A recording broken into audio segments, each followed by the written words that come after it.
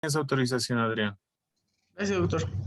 ¿Me pasas, por favor, cuando yo te pida o te voy a dar alguna autorización para que tú también lo puedas colgar ahí en la plataforma? Por favor, ¿ya? Sí, doctor. Perfecto. Entonces, pues bueno, como les decía, cuando hablamos del sistema nervioso central, vamos a conocer dos partes. Vamos a hablar siempre de dos partes del sistema nervioso central en cada uno de sus órganos, ¿no? De una parte que se ve por fuera, a lo que vamos a llamar la configuración externa, ¿no? Cómo se ve por fuera los órganos del sistema nervioso central, ¿no? Y otra que es la configuración interna, donde hablamos de los núcleos, vamos a hablar de los fascículos, etcétera. Bien, empecemos a hablar de la médula espinal, de su configuración externa. Bueno, hay un pequeño eh, concepto de lo que es el sistema nervioso central, ¿no? Que es parte es parte de los aparatos de la vida de relación del cuerpo humano, por el cual parten las órdenes, llegan los estímulos del medio externo, ¿no? Además es donde se almacena lo aprendido y el ser humano puede sentir, pensar, expresarse de forma que lo hace superior a otros seres vivos, ¿no? Entonces, bueno, estas estructuras que nosotros tenemos, que conforman el sistema nervioso central, constituidos, como ustedes ya saben, por el encéfalo, la masa encefálica y esta prolongación, que es la médula espinal, ¿no? Conformarán el sistema nervioso central. Es tan complejo que hace que, que nos diferenciemos de otros seres inferiores, ¿no? Bien, bueno. Hay algunas funciones del sistema nervioso central. Sensitiva. Sensitiva quiere decir aquello que se capta por fuera y que es captado por receptores. Receptores de la piel, receptores de las mucosas, ¿no? Estos tipos de sensibilidad, ¿no? Que pueden ser dolorosa, térmica, presión, ¿no? Táctil, ¿no? Que vamos a ir estudiándolos poco a poco. Otra función del sistema nervioso central es la integradora, ¿no? Donde se interrelaciona las funciones sensitivas y motoras, ¿no? Y la motora, ¿no? Que es otra gran función, ¿no? Donde parten las órdenes del sistema nervioso central hacia los músculos o grupos musculares que tenemos en el cuerpo humano, ¿no? Tres funciones principales que tiene el sistema nervioso central: sensitiva, integradora y motora. Ya saben, esto habíamos hablado del sistema nervioso central, un recordatorio, el encéfalo, que está constituido por el cerebro, el cerebelo y el tallo encefálico o tronco encefálico. Este a su vez constituido por el bulbo raquídeo o médula oblonga, el puente o protuberancia y el mesencéfalo, ¿no? En conjunto forman el tallo encefálico. Y de lo que vamos a hablar ahora es de la médula espinal, esta prolongación que mide aproximadamente unos 45 centímetros de longitud, ¿no? Que se va a localizar dentro del conducto raquídeo de la columna vertebral. Las membranas que lo recubren, acá bien bonitas, ¿no? Son tres concéntricas, una que se llama la pía madre, la que está muy adosada a la cara visceral perdón, al órgano en sí específico, en este caso el cerebro, fíjense, esta es la pía madre. Una segunda capa que es la aracnoides, ¿no? Acá en aracnoides, porque tiene forma de patas de araña, y esas patitas de arañas van a unir tanto la pía madre como la dura madre, que es la más externa, ¿no? Y esta que es muy gruesa como, y resistente, ¿no? Como un papel, tiene el grosor de un papel, ¿no? Eh, pero es muy, muy resistente, no se rompe fácilmente, ¿no?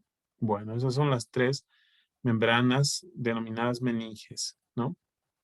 Y que en ellas también hay espacios que se llaman dos espacios, uno subaracnoideo y otro supraaracnoideo, donde circula líquido cefalorraquídeo, principalmente. Fíjense acá, esta es la médula espinal, que ahorita vamos a hablar, y cómo está colocado las meninges, ¿no? En rojito vemos la pía madre, en rosado la aracnoides, y en verde, ¿no? Vemos la dura madre. y en medio de estas membranas los espacios subaracnoideo y supraaracnoideo o subdural también llamado, ¿sí? En el subaracnoideo es donde circula el líquido cefalorraquídeo, ¿no? Aquí una pieza cadavérica donde vemos a la médula espinal, ¿no? Con sus raíces nerviosas raquídeas, pares, ¿no? Que emergen para cada lado. Una membrana, fíjense esta membrana, que es la vía madre, que está adosada a la médula espinal. Acá en medio tenemos a la aracnoides, ¿no? Y esta periférica, fíjense, gruesa y resistente, que va a ser la dura madre, ¿no? Entonces ahí vemos la médula espinal, ¿no? Que enseguida vamos a hablar. Ahora sí, vayamos a ver la configuración externa de la médula espinal de inicio. Bueno, algunas consideraciones generales de la médula espinal. Bien, la médula espinal es un órgano que es, pues mide aproximadamente unos 45 centímetros. Acá está mal, dice acá milímetros, ¿no? Pero es unos 45 centímetros en el varón y en la mujer un poco menos, ¿no? Está localizado en el interior de la columna vertebral. Ustedes saben que la columna vertebral es aquella que está en nuestra espalda, en la línea media, donde está conformado por cuerpos vertebrales y muchas apófisis, ¿no? Y vamos a ver que la longitud de la médula espinal no es la misma que en de la columna vertebral, ¿no? En la médula espinal, pues tiene una involución en su crecimiento, ¿no? Durante el desarrollo embrionario, pues ambas crecían de manera uniforme, ¿no? Pero posteriormente la médula espinal empieza a involucionar y la columna vertebral empieza a crecer más grande, ¿no? Cosa que en el adulto llega la médula espinal hasta alcanzar ¿qué nivel vertebral? ¿Hasta qué nivel vertebral se extiende la médula espinal, jóvenes? ¿Quién me dice? L2. L2. L1. Bien, la segunda vértebra, L2. eso, el borde inferior de la segunda vértebra lumbar. Esta puntita que vemos acá, que se llama cono medular, ¿no? Pues termina a la altura del borde inferior de L2, de la lumbar 2. Bien. ¿Qué más? En, en toda su longitud, pues normalmente tiene un diámetro aproximadamente de 1 centímetro, ¿no? Es aplanado de adelante hacia atrás, ¿no? Es un cilindro aplanado de adelante hacia atrás, ¿no? Pero que en la parte superior y en la parte inferior, ¿no? Presenta unos engrosamientos. ¿Cómo también se llaman estos engrosamientos? Cervical y lumbosacro. ¿Cómo también se llaman esos engrosamientos? Sí, sí están localizados a nivel cervical y lumbosacro, pero ¿cómo se llaman? Doctor, son el cono medular. Se llaman engrosamientos o Intumescencias.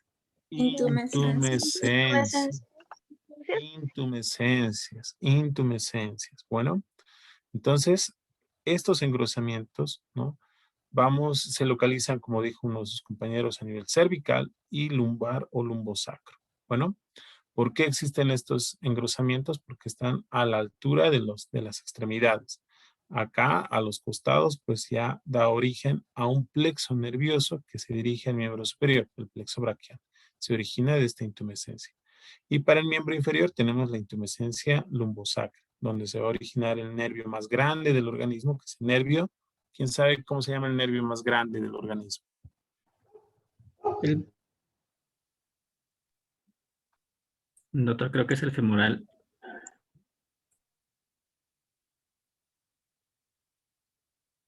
¿El ciático?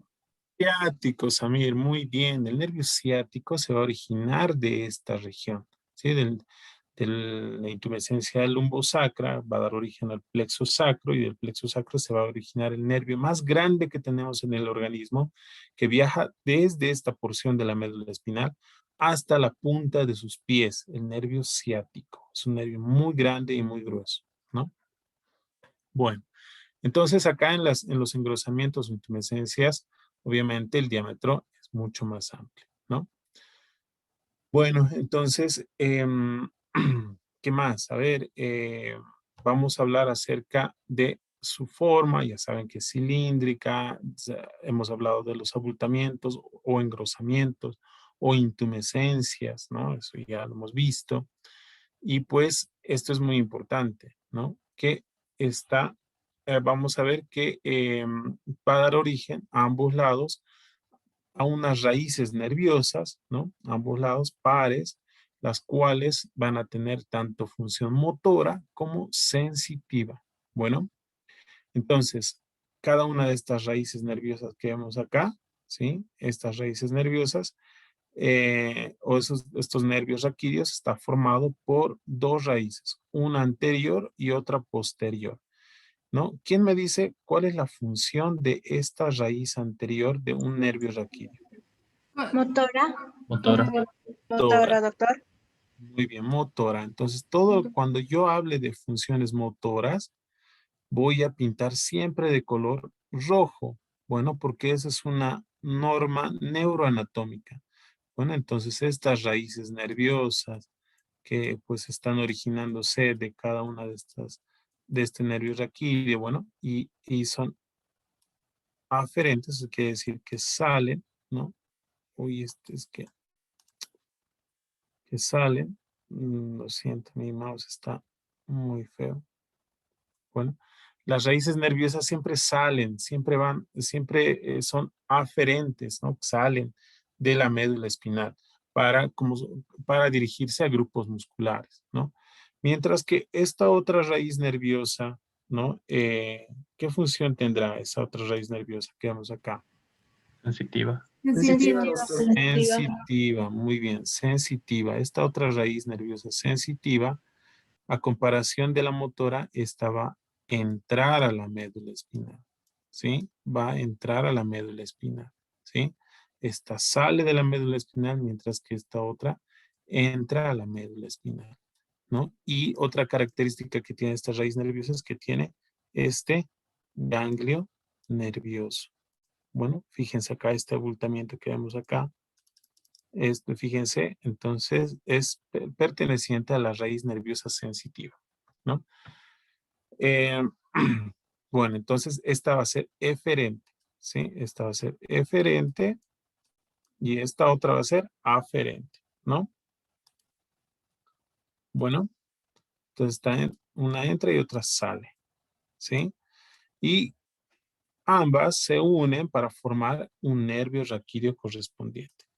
Lo que quiere decir que en los 31 pares de nervios raquídeos que salen de la médula espinal están constituidos de una raíz nerviosa motora y otra raíz nerviosa sensitiva, ¿no? Una que sale y otra que entra a la médula espinal, ¿no? La sensitiva obviamente recogiendo sensibilidad de tipo dolorosa, táctil, depresión, etcétera. Bueno, que es captado por el medio externo eh, del medio externo del cuerpo humano, ¿no? La piel, mucosas, etcétera. Bueno, bien, estos también van a ser componentes del famoso arco reflejo que va a ser nuestra práctica de hoy. Bueno, em, ¿se entendió hasta acá? Sí, doctor. Sí, doctor. Ok, perfecto. Bueno, sigamos. La médula espinal para estar fija en el conducto vertebral, ¿no? Pues tiene medios de fijación, ¿no? Tiene un medio de fijación hacia arriba, que es nada más la continuación con el encéfalo, ¿no? Y es justo con el bulbo raquídeo quien tiene continuación. Entonces, esa continuación va a ser el primer medio de fijación de la médula espinal o medio de fijación superior. El medio de fijación inferior va a ser este ligamento que está pintado de color rojo, que antes era la médula espinal, ¿no? Que se extendía hasta la columna vertebral, pero pues, como les dije, ha involucionado la médula y queda como vestigio esta estructura, que es el filium terminal junto con su ligamento coxígeo. Bueno, entonces, este ligamento coxígeo que se inserta en la base del coxis va a ser el medio de fijación inferior de la médula espinal. A esto me refiero, este ligamento. Bueno, los medios de fijación lateral va a ser uno que representa la dura madre, que es nada más la vaina dural, que es aquella que envuelve al nervio raquídeo, y esta vaina dural es obviamente dependencia de la dura madre. Mientras que la pía madre da origen a estos pequeños ligamentos en forma de dientes, son los ligamentos dentados. Los ligamentos dentados se originan de la pía madre, mientras que la vaina dural se origina de la dura madre. Bueno, son 4 los medios de fijación: superior, inferior y 2 laterales. Uno de la dura madre y otra de la pía madre. Bien, entonces esto lo que hace es mantener fijado la médula espinal en el conducto raquídeo y que pues no tenga movimiento. Esta segmentación es muy importante, ¿no? Pues quiero hacer desaparecer esto, pero a ver.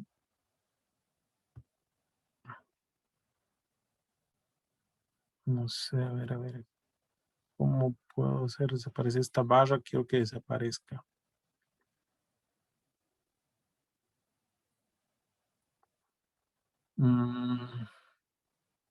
Ay, bueno, dejémoslo ahí a ver. Bueno, sigamos con la explicación, si no nos vamos a perder y nos vamos a atrasar. Bien, la médula espinal localizada acá, fíjense, en este espacio de la columna vertebral que se llama conducto raquídeo o conducto medular, ¿no? Hemos dicho que no tiene la misma longitud que la columna. Fíjense, acá tenemos a la médula espinal, acá esto lo que estoy señalando con el cursor, ¿no? Y todo esto es nuestra columna vertebral, ¿no? Bien. Tanto en columna vertebral como en médula espinal tenemos segmentos que son los mismos, ¿no? En verde, pues tenemos un segmento, tanto en columna vertebral como en médula espinal, que pertenecen a la porción cervical, ¿no? Cervix significa cuello, o sea que está a la altura de nuestro cuello esto. Bueno, ¿cuántas vértebras tenemos en la columna vertebral? Cervical 7. 7. ¿Y Cervical cuántos? Muy bien. ¿Y cuántos segmentos tendremos en la médula espinal? 8. 8. 8, 8. doctor. Muy bien. Muy bien. Bueno, entonces fíjense acá. Vamos a contar. Este puntito que ven acá, ese es el 1. Ese es el atlas. El grande que vemos acá es el axis, o sea, el C2, C3, C4, C5, C6, C7. Son entonces 7 vértebras cervicales. Bueno. Y acá, si relacionamos con los de la médula espinal, los segmentos medulares son 1, 2, 3, 4, 5, 6, 7, 8. Creo que he contado mal. 1, 2, 3, 4, 5, 6, 7, 8. Bueno, tiene que ser 8 desde acá entonces. ¿Sí? 1, 2, 3, 4, 5, 6, 7, 8. Bien. Son 8 segmentos medulares, de los cuales de cada segmento se va a dar origen a un nervio raquídeo. Entonces vamos a tener 8 nervios cervicales. Bien. Este otro segmento que está pintado de color naranja, ¿no? Es el segmento torácico dorsal. ¿Cuántas vértebras torácicas tenemos? 12. 12. 1, 2, 3, 4, 5, 6, 7, 8, 9, 10, 11, 12, ¿no? Acá están sus apófisis espinosas, ¿no? Y fíjense los segmentos. Los segmentos, ¿cuántos segmentos torácicos tenemos? 12. 12, ¿no? Entonces, si ustedes cuentan, tenemos 12 segmentos torácicos dorsales. 1, 2, 3, 4, 5, 6, 7, 8, 9, 10, 11, 12. Acá está cabal. Pero fíjense, ¿no? El segmento torácico dorsal, ¿no? En la columna vertebral es mucho más largo que el de los segmentos medulares. Pero eso no quiere decir que pues tengamos la misma cantidad de segmentos y de nervios torácicos. De cada uno de los segmentos, fíjense, va a dar origen a un nervio raquídeo, ¿no? Cada uno de estos nervios raquídeos, ¿no? También se los enumera así como T1, T2, T3, ¿no? Y cada uno, a medida que va originándose de cada segmento medular, va a tener una disposición primero transversalizada y a medida que va descendiendo casi va a ser oblicua hasta llegar casi a ser verticalizada los nervios y que se dirijan hacia el agujero de conjunción o intervertebral por donde el nervio tiene que salir de la columna vertebral, ¿no? Entonces acá tenemos 12 nervios torácicos que están saliendo por los espacios intervertebrales, ¿no? De la columna vertebral. Acá, la columna vertebral lumbar, ¿no? Con sus 5 vértebras lumbares y la médula espinal, fíjense acá, con sus 5 segmentos lumbares, ¿no? Y acá las fibras nerviosas, ¿sí? Son verticalizadas, ¿no? Verticalizadas porque tienen que salir por el agujero de conjunción lumbar específico, ¿no? L1, L1, L2, L3, L4, L5, fíjense L5, largo el nervio, ¿sí? Que se origina del segmento 5 de la médula espinal, ¿no? Y que obviamente, como les digo, salen de los agujeros, salen por los agujeros de conjunción o intervertebrales de la columna, ¿no? Acá tenemos el sacro, ¿no? Y acá tenemos los segmentos sacros, ¿no? Son 5 vértebras sacras, son 5 segmentos sacros y acá las fibras nerviosas salen por los agujeros sacros, ¿no? Correspondientes, ¿no? Acá tenemos el coxis, ¿no? Y acá en la punta de la médula espinal, que es el cono medular, va a dar origen a un solo nervio coxígeo, ¿no? Que ahí es donde terminaría de las emergencias de los nervios raquídeos, ¿no? 8 nervios cervicales que se originan de los 8 segmentos cervicales de la médula espinal. Acá tenemos 12 nervios torácicos que se originan de los 12 segmentos medulares torácicos. Tenemos 5 nervios lumbares que se originan de los 5 segmentos lumbares. 5 segmentos sacros que se originan de los 5 segmentos sacros, ¿no? 5 nervios sacros que se originan de los 5 segmentos sacros y un nervio coxígeo que está acá de color morado. Bueno, entonces esta porción que vemos acá, que ya es donde se entremezclan las fibras lumbares, sacras y coxígeas, ¿no? En una pieza, pues vamos a observarla de esta manera, ¿no? Acá, como un solo mechón, ¿no? Un solo mechón, así, fíjense acá, como esta pieza cadavérica, que conformará la famosa cola de caballo, ¿no? Acá ya están las fibras diferenciadas, ¿no? Este es el filium terminal, este es el cono medular, ¿no? Y esta es parte de la intumescencia lumbar de la médula espinal. Y es así como se ve entonces, como una cola de caballo, estos nervios que acabamos de aprenderlos, ¿no? Que son nada más que las raíces lumbares, sacras y coxígeas, ¿no? Acá, ¿no? Obviamente se forma esta estructura denominada cola de caballo porque la médula espinal, como vemos acá y ustedes ya saben, no tiene la misma longitud que la columna vertebral. Es por eso que los nervios raquídeos tienen que viajar cada vez más lejos para salir por el agujero intervertebral correspondiente en la columna vertebral. Bueno, bien.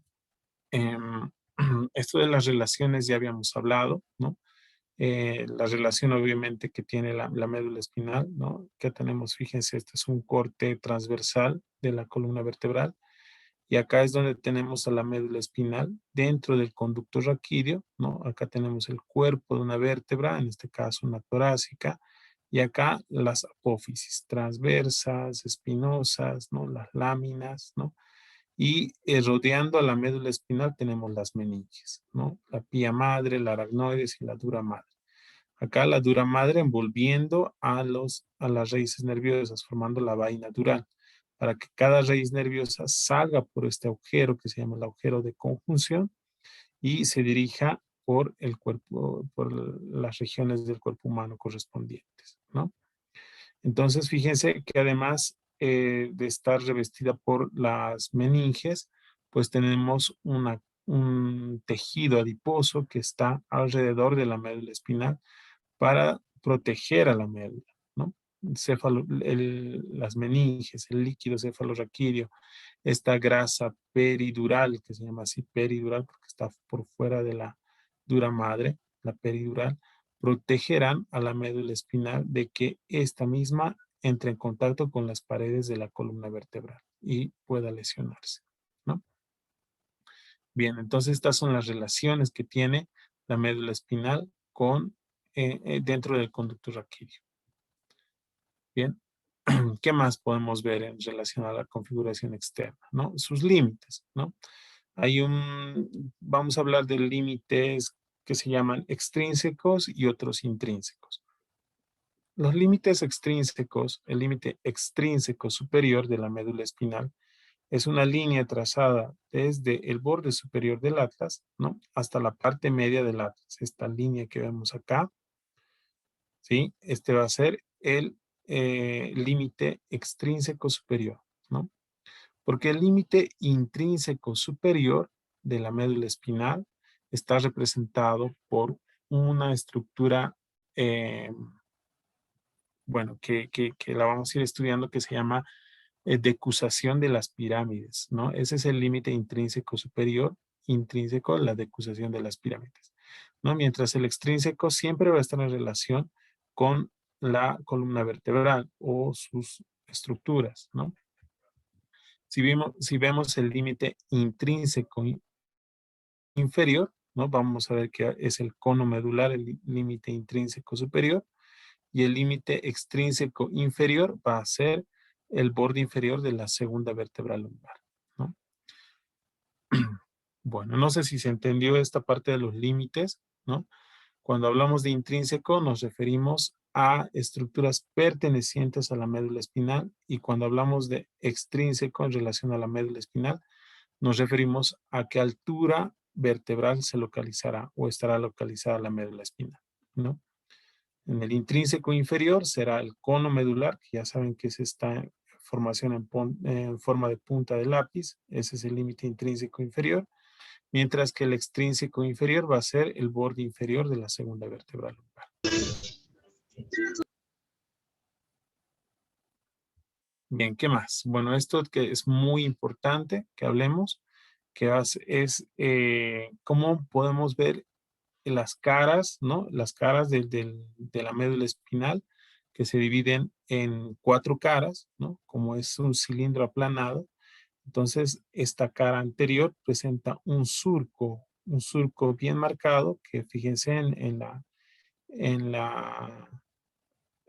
una médula espinal, en una pieza cadavérica, ¿no? Pues está bien labrado y vamos a relacionarla con el surco medio posterior también, que no es muy marcado, ¿no? Entonces, el surco medio anterior, a los costados del surco medio anterior tenemos un cordón que se llama el cordón anterior, y a ambos lados del cordón anterior, por donde están saliendo las raíces anteriores motoras, el surco colateral anterior, ¿no?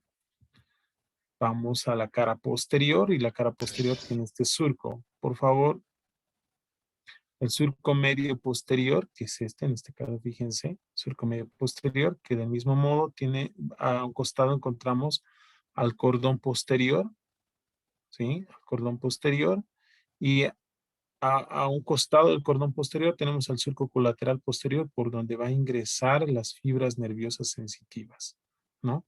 Entonces, fíjense acá, estas fibras nerviosas están ingresando, son las raíces nerviosas sensitivas, están ingresando por el surco colateral posterior de la médula espinal, ¿no?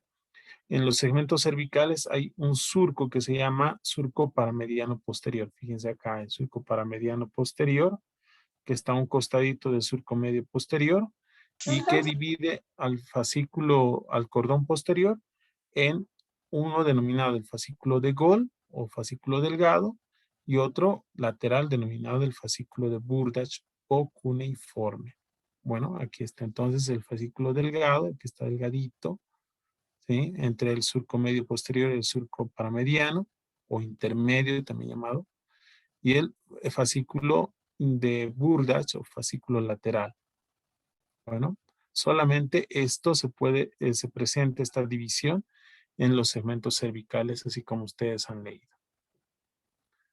Bien, Bueno, en nuestra siguiente clase, porque ya no nos queda mucho tiempo, vamos a hablar de los arcos reflejos, que es lo que vamos a ver hoy en la práctica. Bien, entonces tenemos un minuto. No sé, ¿alguien quería hablar? ¿Quería poner su música? Dígame.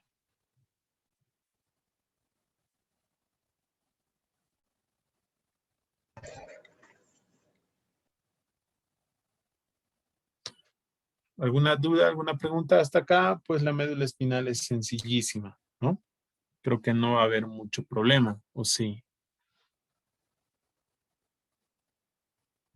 ¿Qué dicen ustedes?